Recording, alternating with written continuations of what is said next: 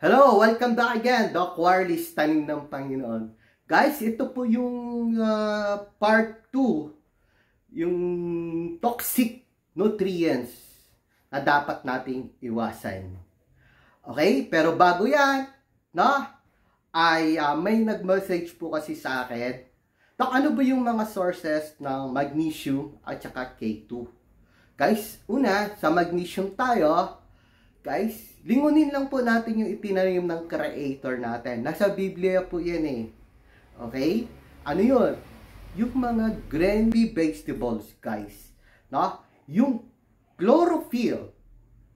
Yung chlorophyll ng green leafy vegetables na yan, guys. Yung pinaka-core noon, magnesium po.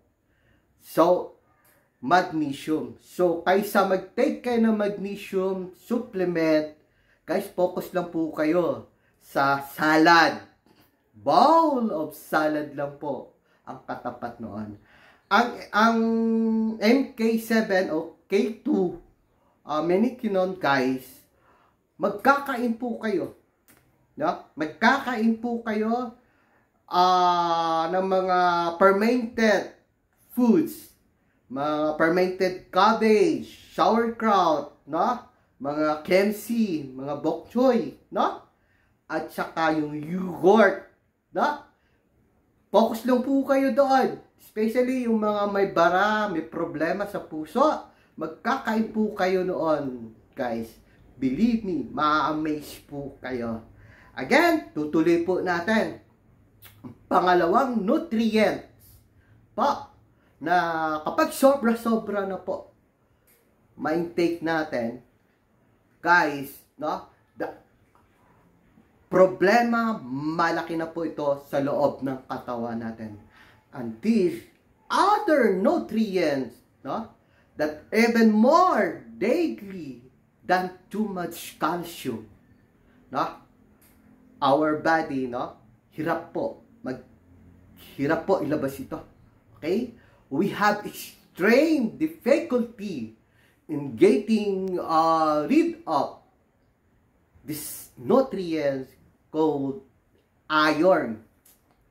Iron, guys. Tandaan nyo, yung una, calcium. Pangalawa, iron. Think about this, guys.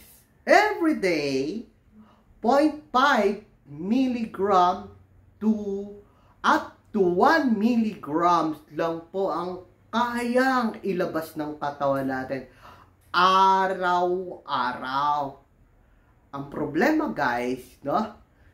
And yet, the RDA for iron is 8 milligrams. Imagine that. Yung recommended daily intake, no? Nagawa ng tao is 8 milligrams. Saan napunta yung iba? Reason, no? Kapag nagkaroon na po tayo ng irregular heartbeat, no? More, no? Arrhythmias, ano pa, karamihan kinamamatay ng tao ngayon ay problema sa puso, heart failure, no? Yun lang ba? Ay hindi po. I-research nyo po yan. Kapag too much iron sa loob ng katawan po natin, guys. Yan yung iron overload. Yan yung tinatawag na hemochromatosis. Okay? Again, hanggang lang ba doon sa puso? Hindi po. Pati yung cognitive function natin and various, no, neurodegenerative diseases. Apektado po siya, guys. Again, too much iron kasi you're going to rush out your organs. Kaya, guys, dapat nating i-check natin yung mga level na binibili natin. Okay? And start avoiding certain things, no? To make sure you don't overload yourself with this nutrients called iron. No? kahit, no, karamihan ng iba, may genetic problem with iron, akala natin deficient sila. No. No. No. Those iron guys, they just have an accumulate, no, in a wrong place, no.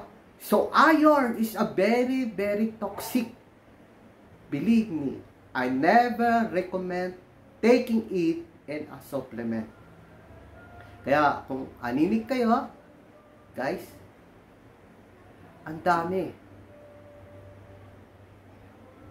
mga itinanim ng ating Creator.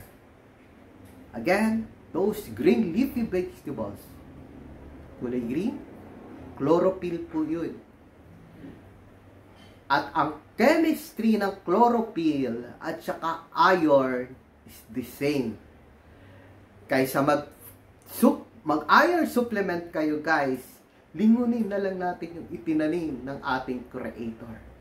Okay? Thank you so much.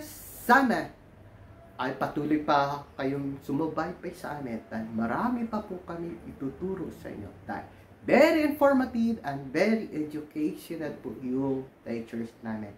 Again, I'm Warly Maipos, isa pong alternative medicine practitioners, naturopathic practitioners, saka holistic complementary practitioners. Thank you so much. Bye-bye.